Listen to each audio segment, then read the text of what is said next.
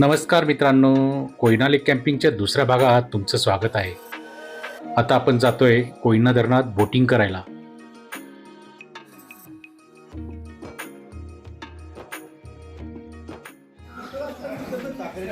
आता आम्ही बोटिंग करायला चाललेलो आहे आणि हे आपली मित्रमंडळी बसलेत. हे चला रे, बोटिंगला जाऊया.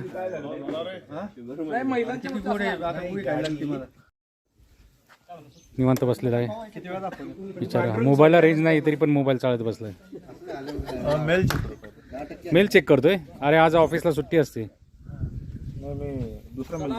आणि हा मंदारचा खास तुषार, हा कोल्हापूरचा तुषार, तसाच रांगडागडी आहे. आणि हा तुकाराम, सातारचा रांगडागडी. इथे माशांची साफसफाई चालू आहे. हे दोन काकू साफसफाई करतात.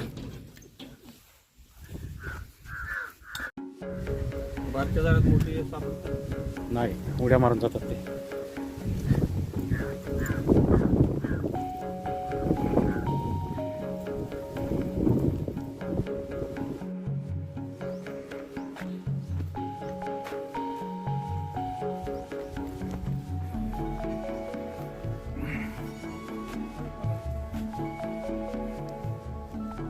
हे बघा, इथे बोट अशी लागलेली आहे ना. आपण आता बोटिंग करणार आहोत.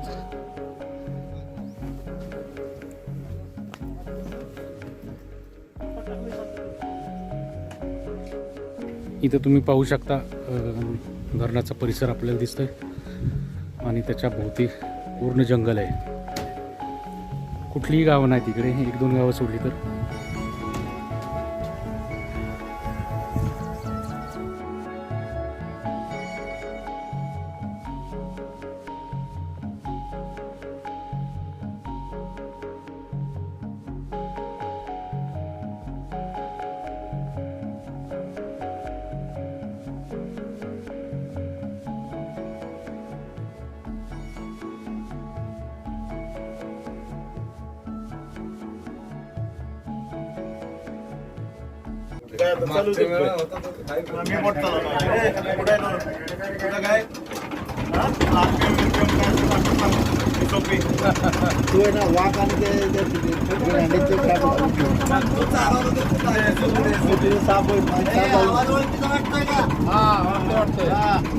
मित्रांनो, आम्ही निघालेलो आहोत.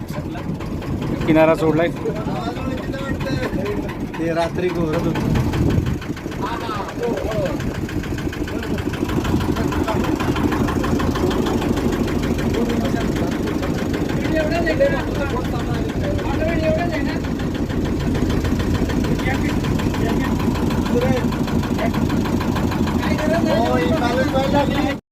मित्रांनो, समोर दिसतंय ते आहे कोयना धरणाचं अथांग पाणी. इतकं शांत, पारदर्शक आणि नितळ की जणू आरशातलं प्रतिबिंबच आहे. पाण्यावर हलकासा वारा येतोय व लाटा थोड्याशा हलतायत. हे बघा, हे किती सुंदर दिसतंय ते.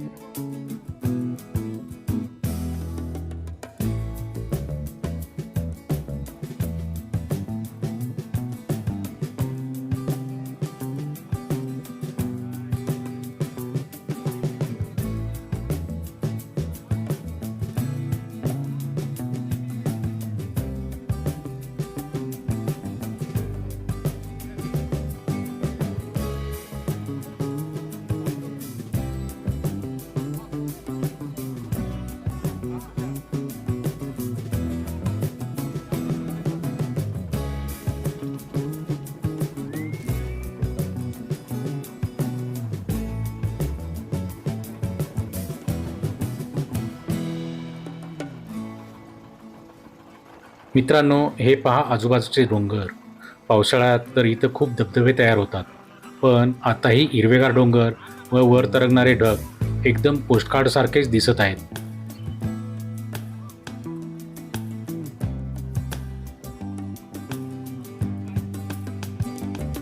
मित्रांनो, सध्या आपण बोटीत बसलेलो आहेत आणि हा अनुभव खरंच जबरदस्त आहे. शांतता, थंड हवा आणि सभोवताली असणारे डोंगर एकदम स्वर्गीय वातावरण वाटत आहे.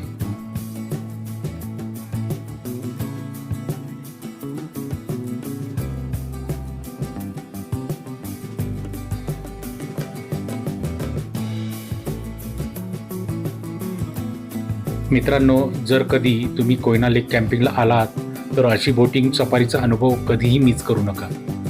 हा अनुभव तुम्हाला नक्कीच आयुष्यभर लक्षात राहील असाच असेल. इथला पाण्याचा व पक्ष्यांचा आवाज ऐकला की शहरातले गोंगाट विसरायला होतो. हे माझे मित्रही या वातावरणात मजा घेत आहेत. बोट पण हलक्या आवाजात पुढे पुढे सरकत आहे. इथे प्रत्येक क्षण हा कॅमेऱ्यात टिपण्यासारखाच आहे.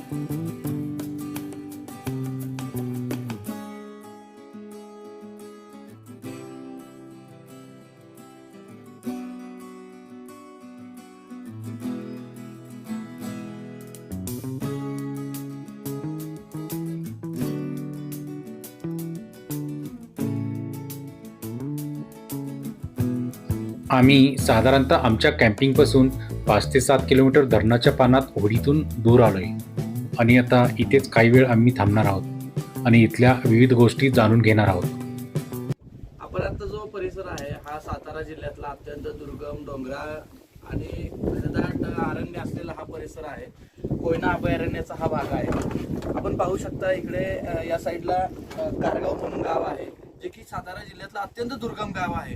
इथं साधा रस्ता नाही, लाईट नाही, वीज नाही किंवा पाण्याची सुविधा नाही, असं एक छोटंसं खेडं आहे.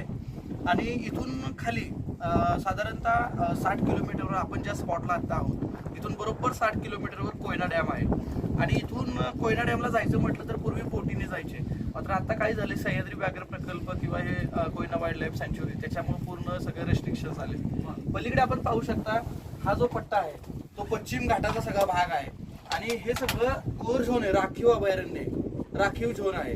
सह्याद्री व्याघ्र प्रकल्पाचं कोर झोन आहे. इथं गवे, बिबटे, अस्वल, सांबर, रानकुत्री, साळींदर असे अनेक प्रकारचे प्राणी आहेत. सध्या सह्याद्रीमध्ये 3 वाघ आहेत. 2 दिवसापूर्वीच एक 4थी वाघीण सोडले. आता आणखी 2 वाघिणी येत आहेत इथं आणि वाघांचा अधिवास वाढला जातोय. पलीकडे आपण पाहू शकता वासोटा आहे. आता खरं तर काय झालंय, आपण थोडं आतमध्ये आल्यामुळे वासोटा आपल्याला दिसत नाहीये. मात्र ही जी रांग दिसते का, ही गेलेली खाली, या रांगेच्या पलीकडे वासोटा आहे आणि तिथे साईडला वरती जुना वासोटा आहे. इकडे हा जो पट्टा आहे आपण इथपर्यंत येऊ शकतो. म्हणजे काय आहे, पर्यटक असतील किंवा लोक असतील, स्थानिक लोक इथपर्यंत येऊ शकतात. मात्र इथून इकडे कोणीही जाऊ शकत नाही. त्याचबरोबर हा जो पट्टा आहे आपण तिकडे बोटही नेऊ शकत नाही आपली, एवढं रेस्ट्रिक्शन्स कडक आहे तिथं. ते आपल्याला दिसतं ते बामणोली आहे का? नाही सर, बामणोली इथून 1.5 तासावर आहे, बरोबर या स्पॉटवरून. आणि बिल्डिंग कुठल्या आहेत ते दिसतंय? सर त्या बिल्डिंग ज्या दिसतात ना, आपली गाडी जिथे आपण पार्क केली मुनावळे बोट क्लब, हा त्या बिल्डिंग्स आहेत. आता इकडे आहे ना फॉरेस्टचे काही लोक असतात मुक्कामाला, म्हणजे जे आपण म्हणतो ना गार्ड वगैरे किंवा त्याचे मजूर वगैरे, तर ते 2-3 राहत असतात. त्याच्यामुळे पूर्ण कडक असते. म्हणजे कसं आहे की त्या कुटे म्हणतो आपण, त्या कुटे हट टाईप असं ते राहत असतात. पाणी जे आहे आता साधारणतः 102 TMC ला आहे. थोडंसं आता कमी झाले, 105 TMC आपल्या याची क्षमता आहे. साधारणतः 10 ते 12 TMC वर पाणी येते अगदी जूनच्या ह्याच्यामध्ये. आता काय होतं, दिवसेंदिवस कमी कमी होत जातं, म्हणजे महिना कमी होत जातं. 15% आपण खाली जाऊ शकतो. हो 15%. त्यावेळेस इकडे पाणी राहते का? कुठे आता जे इथं राहतं ना पाणी.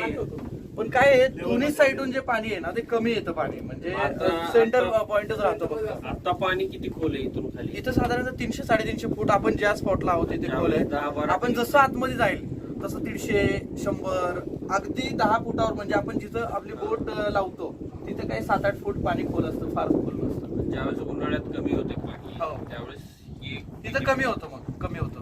तिथे किती राहणार मग 50 फूट असं सेंटर पॉइंटला 50-60 फूट त्यापेक्षा जास्त नाही.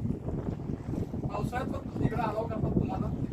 हो हो हो, हे काय आपला म्हणजे होम पिचच आहे ना, त्याच्यामुळं असं काही नाही की बाबा पूर्ण अडवतंय. पण जो पलीकडचा पट्टा आहे ना तो व्याघ्र प्रकल्पाचा सगळा भाग आहे, वन विभागाचा. वन विभागाची हद्द आहे, मालकी आहे. हा, हे सगळंच म्हणजे अगदी ते मुनावे बोट क्लब दिसते ना त्याच्या पलीकडे एक खिरकिंडी म्हणून गाव आहे. फक्त 27 हे आहेत लोकवस्ती आहे तिथं. आणि तिथून पासून हा सगळा हा पॅच सुरू होतोय म्हणजे व्याघ्राचा कोर. आणि तिकडे बफर, आता आपलं जे गाव आहे ना आंबावडे ते बफर मध्ये आहे, बफर झोन मध्ये. आपल्या इथे यायला रस्ता पण नाही, बघितला असेल आता तुम्ही वरती सकाळी गेला होता, सगळं मातीचाच रस्ता आहे, डांबरीचा. आणि इथून कास पठार बरोबर 17-18 किलोमीटर आहे ह्या कारगावच्या स्पॉट पासून. पण ते कसं आहे हे म्हणजे काय डोंगर आहे एकदम स्टीप असं, हे चढ आहे आणि तिथून जावं लागतं.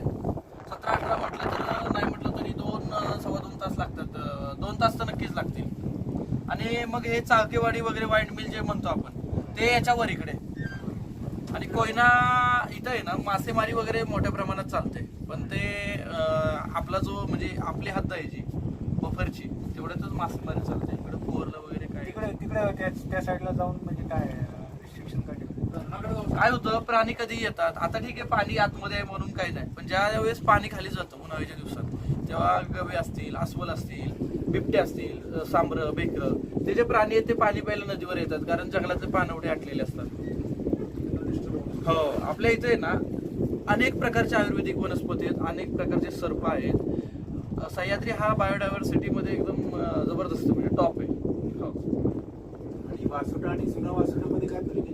जुना वासोटा म्हणजे काय आहे सर, पूर्वी मेन वासो म्हणजे जुना म्हणून तिकडे होता.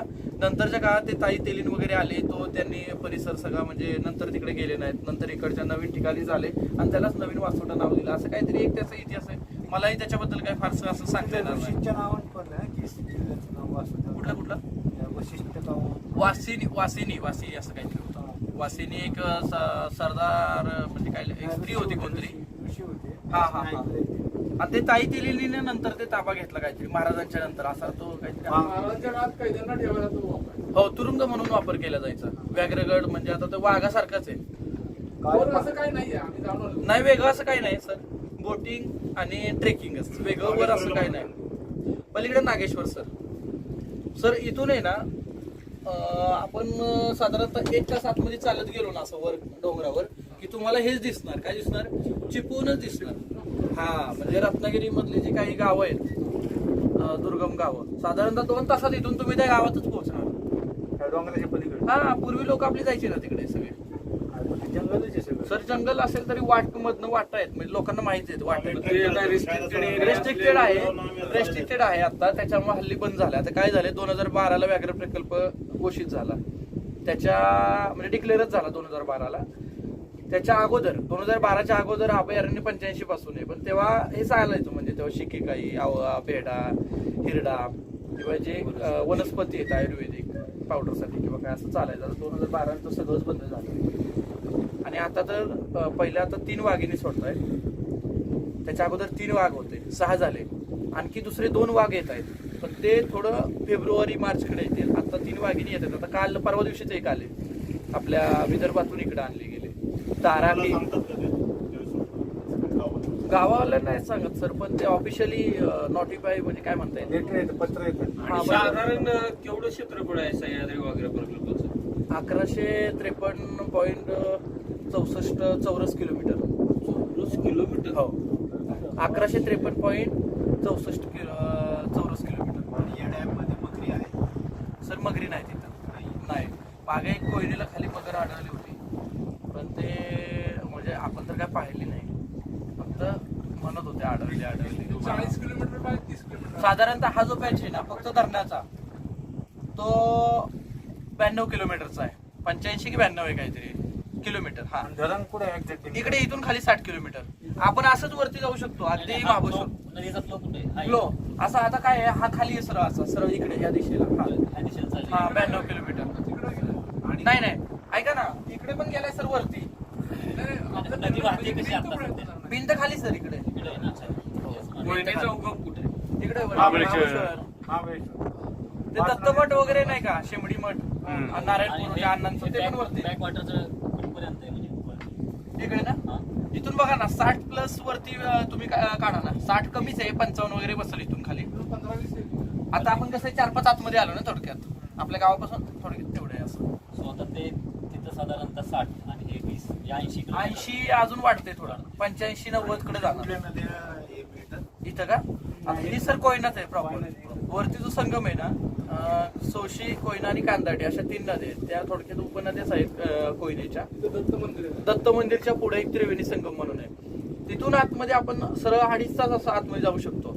शिंदी वलवण वगैरे तो एक ट्रेक आहे कांदाटी खोऱ्याचा. तिथं 16 गाव आहेत अत्यंत रिमोट म्हणजे ना लाईट रस्ते वीज पाणी असं म्हणजे एकदम खतरनाक आहे तो area. बांबुलीच्या नंतर वरती असे स्पॉट आहेत का तिथं गाडी बोटिंग करू शकतो? गाडी महाबळेश्वरला जाऊन तसं असे तापवा आहे तेटली आहे 2 स्पॉट आहेत तसे टुरिस्ट स्पॉट जसं आता आंबवडे आपलं तसं. तापवा किती लांब आहे पाण्यात इथून का इथून तापवायला लागतील की 1.5-2 तास लागतील. 1.5-2 ते 2 तास लागतील 2 तास. आंबोडे गावची लोकसंख्या किती?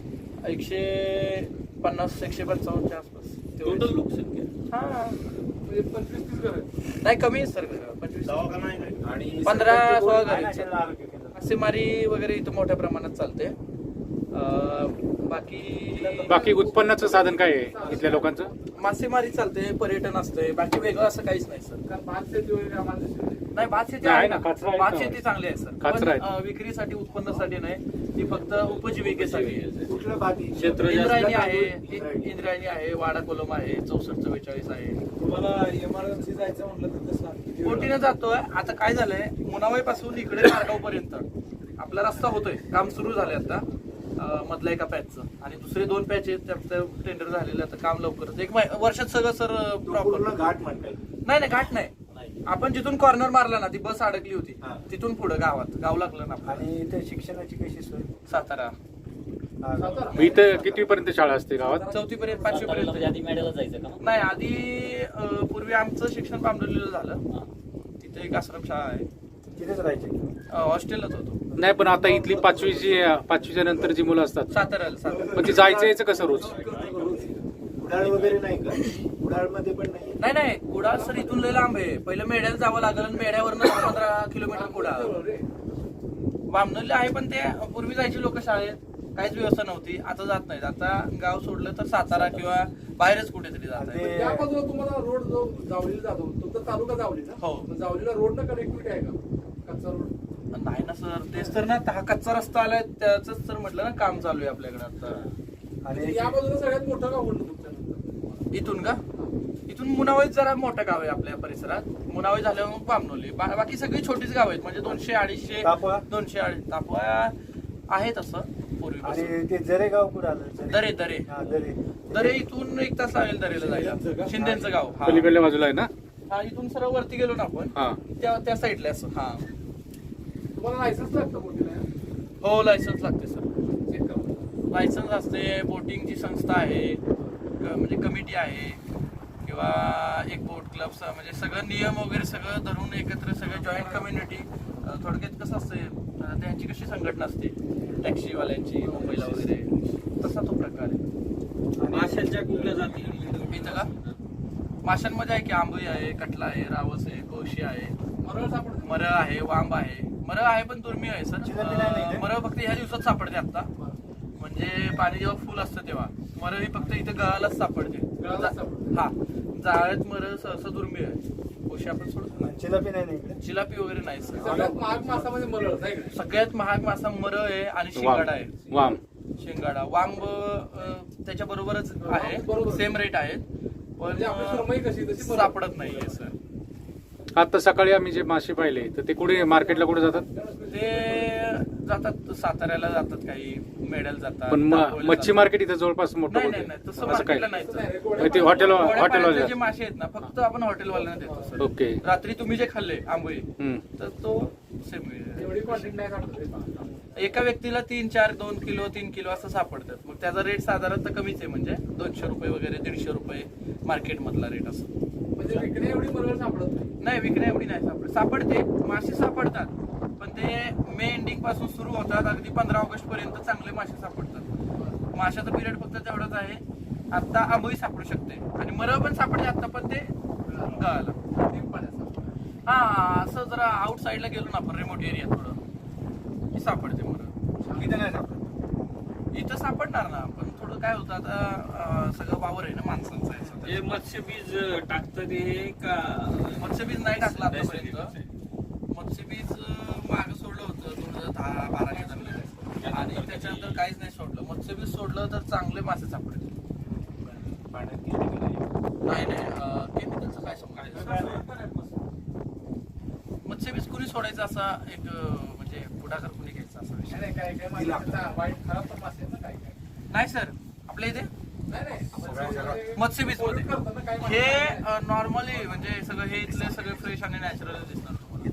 नाही, मत्स्यबीज जर सोडले तर तुम्हाला उत्पन्न अजून जास्त होऊ शकतं.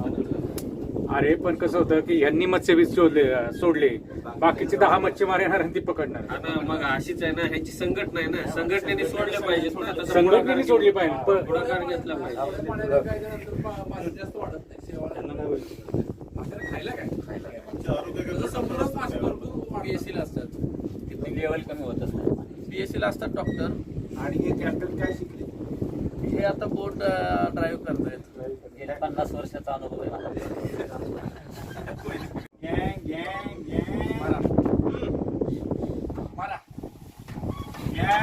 मारा, काय सर मारा, थांबायचं नाही थांबायचं नाही थांबायचं नाही.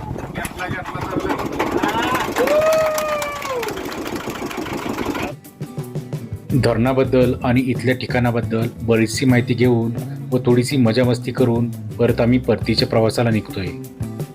परतीच्या प्रवासात सुद्धा सगळे मित्रमंडळी बोटिंगचा आनंद घेत मजा मस्ती करतच आहेत.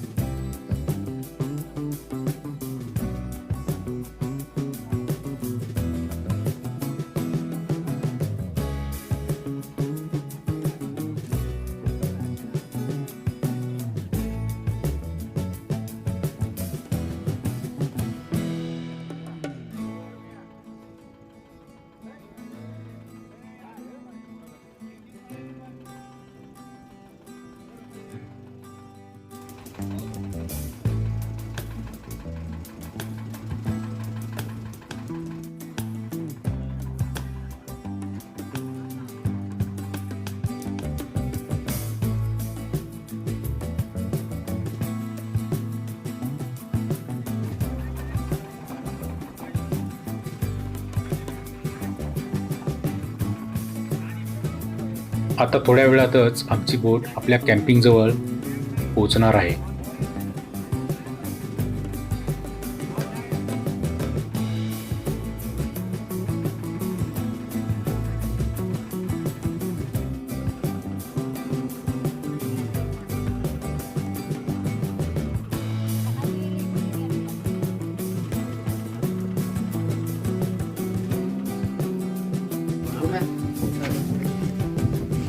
हा आता आम्ही इथे पोहोचलेलो आहे. परत बोटिंग करून आल्यावर सगळ्यांनी थोडा वेळ क्रिकेट खेळले. या क्रिकेटमध्ये कुठलेच नियम पाळले जात नाहीत, फक्त मस्ती करणे हाच एकमेव उद्योग असतो इथे.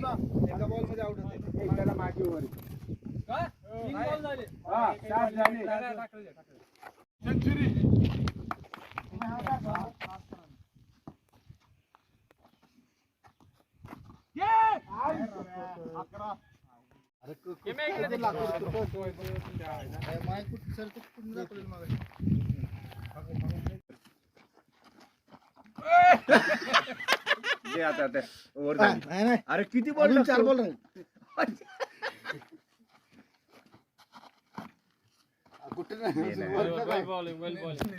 सगळ्यांना बॉलिंग मिळून दे ना तुषार. होय ना, मला मिळू दे की. मग किती लागतोय?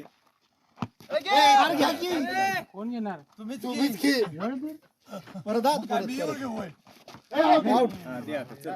बॉल दे मला आउट करतो, माझा दुश्मन आहे दुश्मन. तू कानटुपी घातल्यामुळे तुला कळा अरे सुपर एक्सेस बॉल पायाने चढवतो.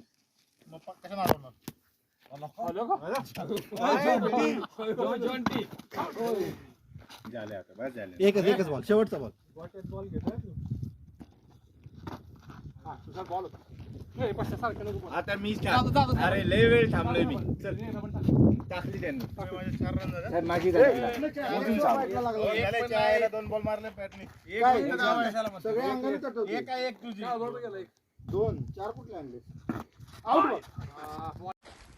स्टंप घेऊन जाताना दोन धुरंधर खेळाडू आमचे पाठीमाग fast bowler Pandurang Chate, followed by blogger Kalbhor, opening batsman Pankaj Thackeray, dynamic Ahmed Godse, old is gold Vinod Jadhav आणि तुषार मंदार रवी यांचं त्रिकूट. क्रिकेट नंतर वेळ होती आता आंघोळीची. काही लोकांनी तिथेच कॅम्पिंगमध्ये आंघोळी केली. तर त्यांना पोहायला येत होते ते धरणावर पोहायला आले. रुम्या ले सुटली रुम्या, ले सुटली. आता काय शूटिंग असतं तर काय करू?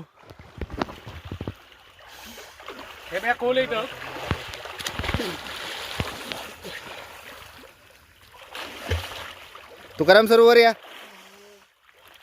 या, तुमच्याकडे व्हिडिओचा फोकस आहे. एवढं पाणी येते पाण्याचा पुढं झाड दिसतंय एक, तिथपर्यंत जावा. हा जावा.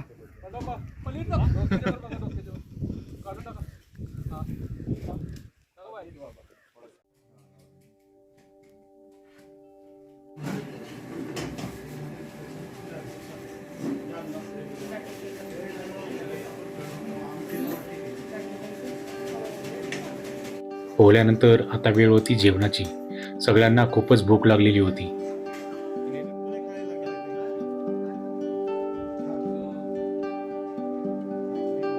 दुपारी जेवणासाठी छानपैकी व्हेज जेवण बनवायला सांगितले होते. सगळ्यांनी छान वातावरणात गप्पा मारत जेवण केले.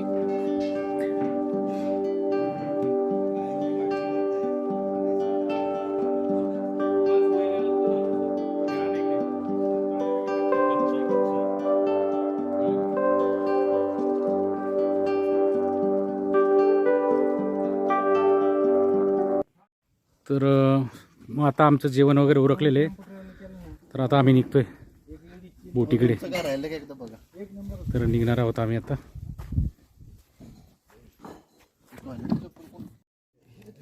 हे आमचे टेंट.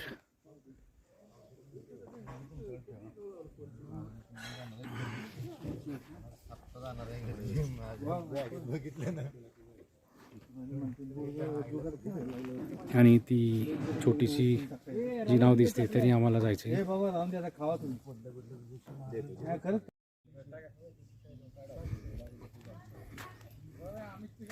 आमचं सगळ्यांचं उरकलं आहे, पण ॲक्च्युली आता काय झालं इथं बोटच नाही. तर हे आमचे सवंगडी इथं बसलेत टाइमपास करत.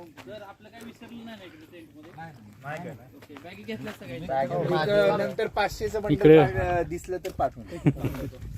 इकडे यांचा टाइमपास चालू झालेला आहे.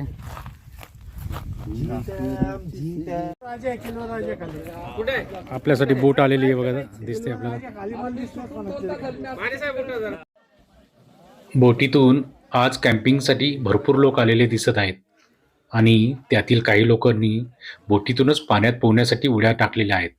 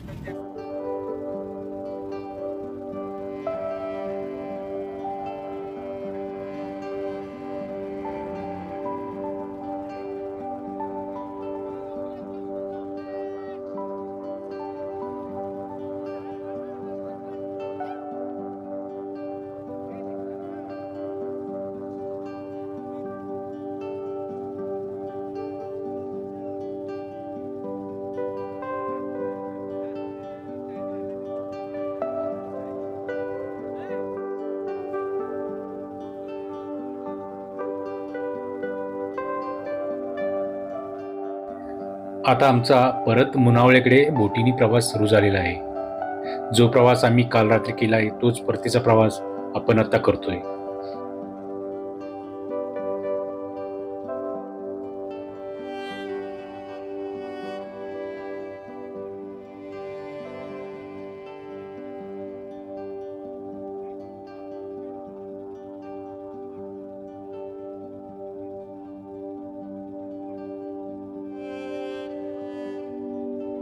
कोयना धरणाच्या दोन्ही बाजूने डोंगर आहेत आणि त्या डोंगरावरच कोयना अभयारण्य आहे. त्यामध्ये भरपूर झाडी आणि जंगल आहे व त्यामध्ये विविध प्रकारचे वृक्ष, पक्षी व प्राणी आपल्याला आढळतात. धरणामध्ये काही झाडे ही पूर्ण बुडालेली आपल्याला दिसतात, तर काही झाडांचे फक्त शेंडेच आपल्याला दिसतात.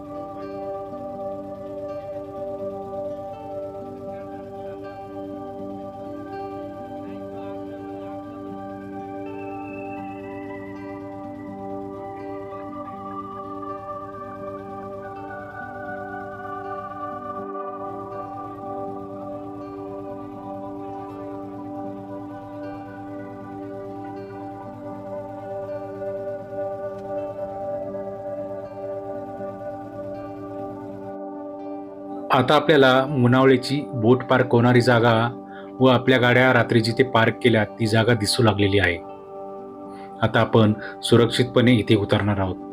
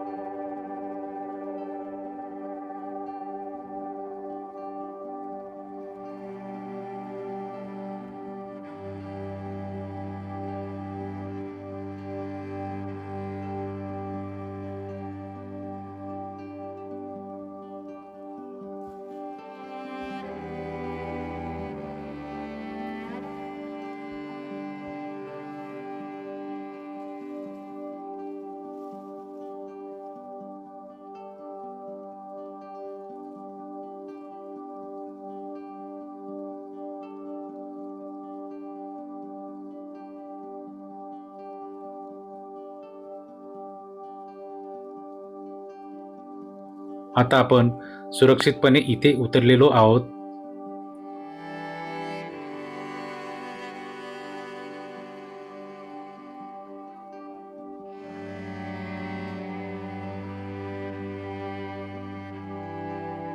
इथे सगळ्या बोटी पार्क केलेल्या आपल्याला दिसत आहेत. यातील काही बोटी या वासोट्या किल्ल्याला सुद्धा जातात.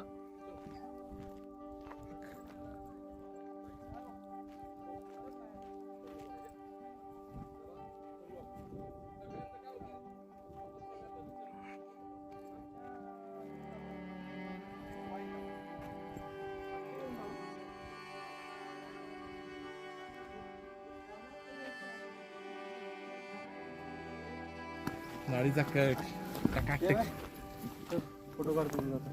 नको आता पाच माझे फोटो काढायची इच्छा नाही आता झोपायला डार.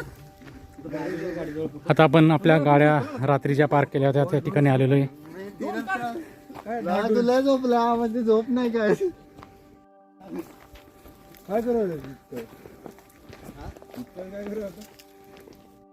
मित्रांनो, तुम्हाला हा व्हिडिओ कसा वाटला हे नक्कीच सांगा. व्हिडिओ आवडला असेल तर व्हिडिओला लाईक करा, कमेंट्स करा, व्हिडिओ शेअर करा आणि तुम्ही अजूनही या चॅनलला सबस्क्राईब केलं नसेल तर चॅनलला नक्की सबस्क्राईब करा. धन्यवाद.